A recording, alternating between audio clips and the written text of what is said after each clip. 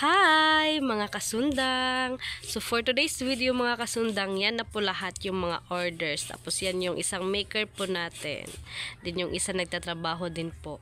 So ngayon magve-video po tayo para sa shipping for tomorrow na siguro mga kasundang.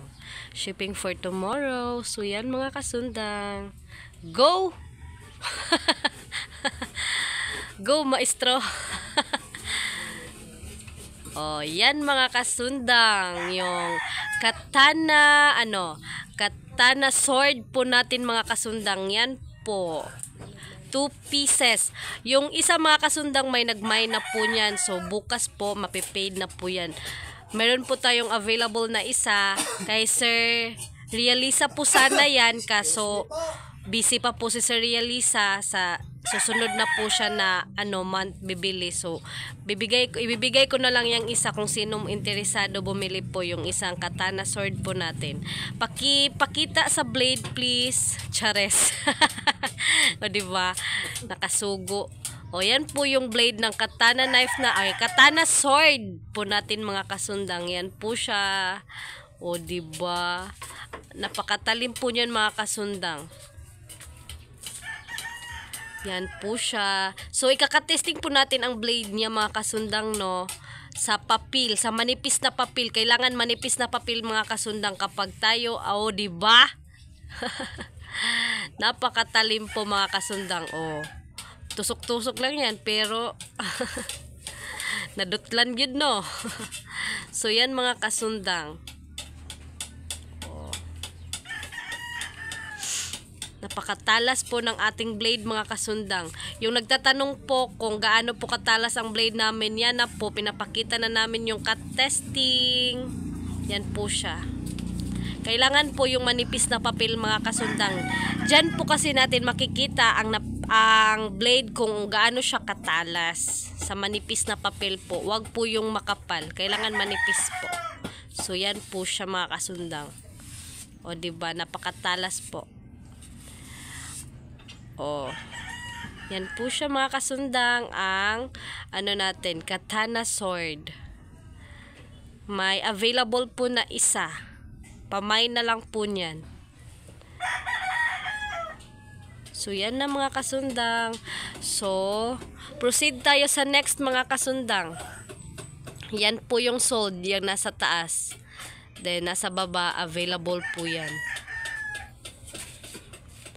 So yan po siya.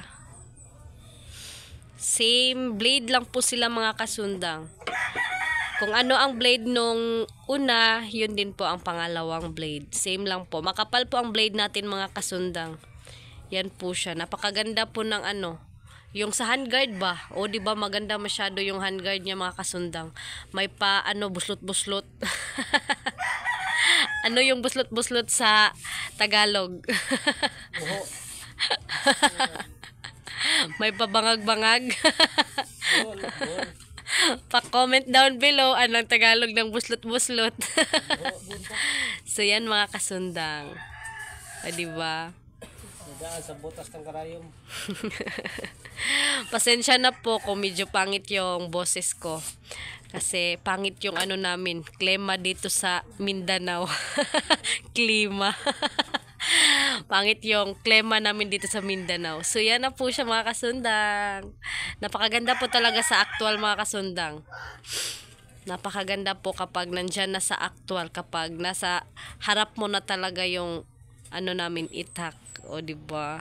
Simple style lang po siya kasi katana naman, diba? Tapos lagyan, by the way mga kasundang, lagyan po yan ng basta yung red na parang tela dito mga kasundang, para basta maganda yan pag may tela na siya. Maganda yan tingnan.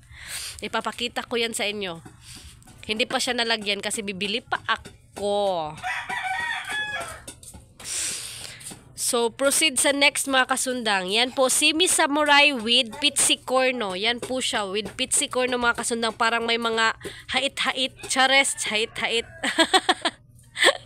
Yan siya, with Pizzicorno. Alam ko na alam nyo yung ang Pizzicorno. So, yan po yung nasa hawakan niya. Yan po. So, yan. Yan po lahat mga kasundang, may nagmamayari na po niyan. So, deliver na lang po talaga.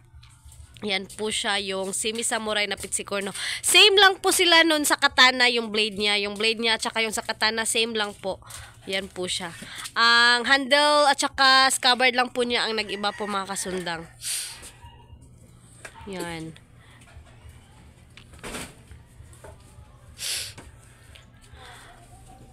Huwag niyo po hawakan ng blade mga kasundang no kapag yan po ka-testing. Yan siya, 'di ba? Napakatalas. Kailangan po mga kasundang, huwag niyo hawakan yung blade kapag tapos na siya na hasa ng 1,000 na liha kasi yung kamay natin merong anong tawag nun? Para hindi ang kalawang, hindi kalawangin yung blade natin. Yan. Kapag humawak kayo sa blade niya, kailangan nyo talaga punasan.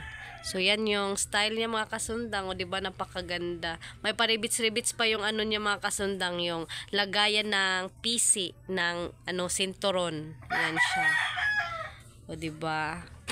Napakaganda sabi nung napakaganda daw sabi nung may-ari niyan. Kalimutan ko kung sinong pangalan nun. Basta alam na niya kung sa kanino yan. So, yung dalawang dragon natin mga kasundang, iba-iba po ang nagmamay-ari niyan mga kasundang Yan po siya. Wala pa po yan nahasa, kaya hindi po muna natin ika-cut-testing. Hahasain pa po yan. Yan po siya. Ipapakita ko lang po sa inyo ang blade niya. Yan po yung blade niya mga kasundang. Maputi na siya pero hindi pa siya nahasa ng 1,000, kaya hindi po muna natin siya ika-cut testing po. So, yan po siya, dahon palay. Yan po. Nakalimutan ko, sir, kung sinong pangalan mo. Basta, yan na po siya. Ipapadala na po yan. Tapos yan, kay Sir Orlandes. Yan po yung sa'yo, sir. 30 inches overall po. 30 inches overall blade length. Yan po siya. Dragon style. Sinuwak blade type. Oh, nasa abroad kasi si sir, kaya mahirap niyang mahirap daw magpadala ng pera, kaya okay lang po sir. Yan po tatlong panabas. Yan siya. Tapos na, 'di ba? Napakaganda mga kasundang kapag nasa actual talaga, o 'di ba? Napakaganda mga kasundang. Yan yung style niya. O, diba? Parang ahas yung lagayan ng senturon or sa O, diba? Tapos, Carabao horn po pala yung handle niya mga kasundang ha. Tapos, kamagong wood. Solid kamagong po yung scabbard niya. Yan po siya. Napakaganda po ng scabbard namin mga kasundang kasi basta maganda talaga ang kulay niya. Parang kuanan gani mga kasundang, karang gipintalan. Gwapo siya kay tan-awon sa actual. So, yun yung blade ng panabas natin mga kasundang. Yan po siya. So, ikaka-testing po natin mga kasundang ha. May, by the way mga kasundang, may nagmamay-ari na po pala sa isang blade na panabas. Yung dalawang panabas po natin mga kasundang, may nagmay na po niyan, kaso nag-chat ako kanina sa kanila. Hindi na sila nagre-reply. Kaya yun, ibibigay ko na lang yung dalawa. Baka may gusto po. Kaya nga sabi ko mga kasundang, yan yun, ikaka-testing po natin ang panabas, o diba? Kahit napakakapal po ng blade ng panabas natin mga kasundang, nag-aano po rin siya ng papel. O diba? Napakatalas pa rin po ng blade natin. Yan po siya. O, yun yung panabas natin mga kasundang. Napakatalas po. Napakakapal ng natin. Full tank po pala siya mga kasundang ha. Yung nagtatanong kung full tank. Full tank po yan. Hanggang dito po yung niya. Ito yung scabbard niya mga kasundang. Napakaganda po talaga.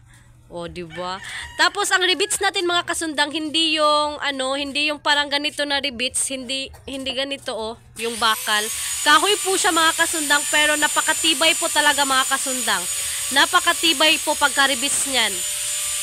Kasi, tapos dito yung niya, lagayan ng PC. Nakaribits din po yung niya mga kasundang. Nakaribits ang lagayan ng PC po. Yan po siya. Basta nakapakaganda po talaga kapag actual na po ang natin, panabas. Kapag po may nagmamain sa panabas natin mga kasundang, paki-PM nyo na lang po ako sa aking Facebook page. So, yan na po yung mga sungkod natin mga kasundang. 4 pieces po ang sungkod natin. May nagmamay-ari na po niyang 4 po. Papadala na lang po yan. Carving na lang po talaga ang kulang. Ay, tulo lang. Oh, 4 lagi. 4 pieces po ang nagmamayari, 4 pieces. Kay Sir Realisa po yung isa. So, yan po siya.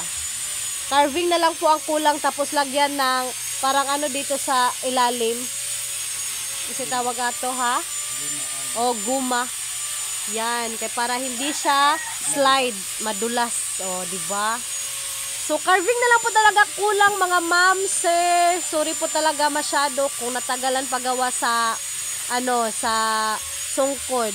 Pero, mga bukas, pwede na yan. Tapos na yan. Last na lang napalugit ko po Friday. Pwede na yan maipadala. Tapos itong kabayo naman po, malapit na po talaga.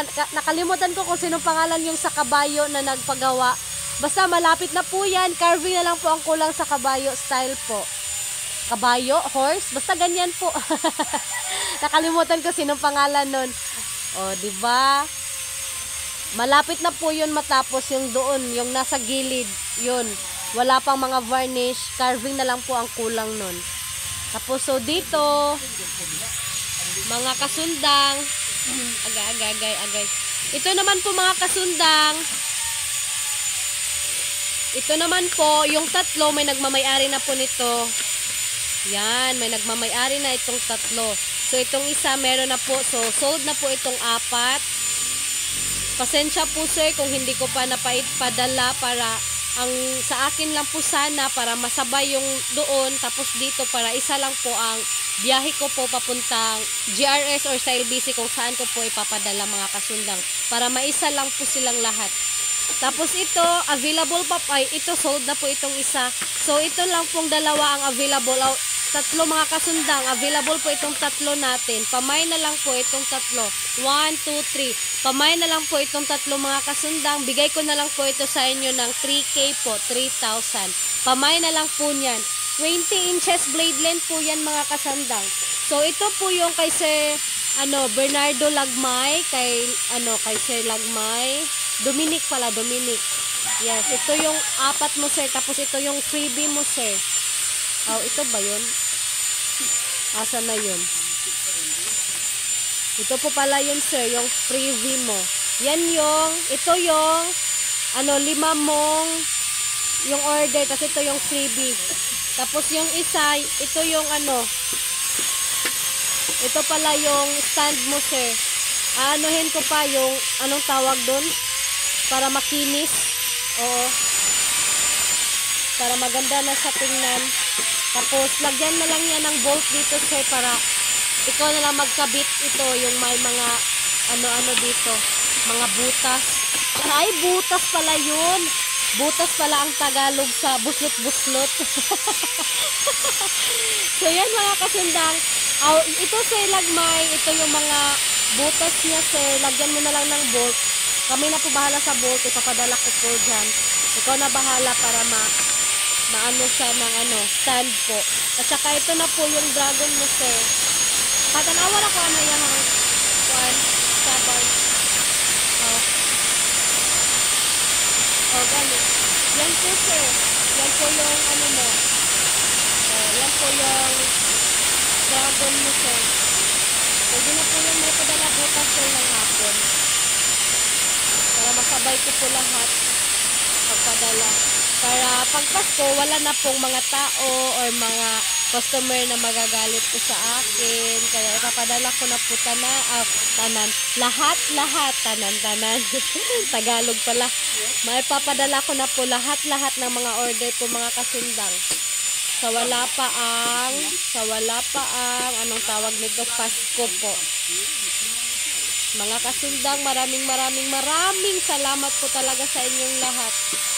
Alam ko po, meron na po nagagalit sa amin kasi napakatagal namin gumawa. Pero sana naman po naiintindihan po ninyo. Napakadami po talaga nagpapagawa sa amin. Hindi po ako makasabi ng wag po muna kayo magpagawa kasi marami, pero ang customer po talaga ang sa amin na magpagawa po talaga sila. Kaya hindi na po muna, may ibang customer nga po na hindi po muna ako nagpapadown para po hindi sila gaano nagagalit sa akin na na natagalan yung mga pinagawa nila mga kasundang. Pasensya na po sa Tagalog ko. So yan na yung sayo, Sir Lagmay. Yan na po talaga, sir. Promise na po, yan na po yung order mo. Yan na yung pinagawa ko sa kanya. Pinatapos ko na po sa kanya. Kahit hindi ko pa po kaya yung katawan ko, sige lang, video lang po ako. Cellphone lang naman yung hinawakan ko. Okay lang po yun.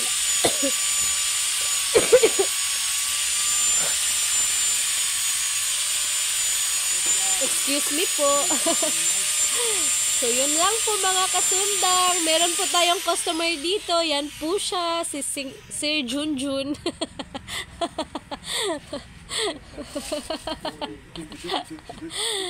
Hindi po. Kapitbahay po namin yan. No? Diba? Kapitbahay po namin yan. Napakabait po namin na kapitbahay. Yan po sila.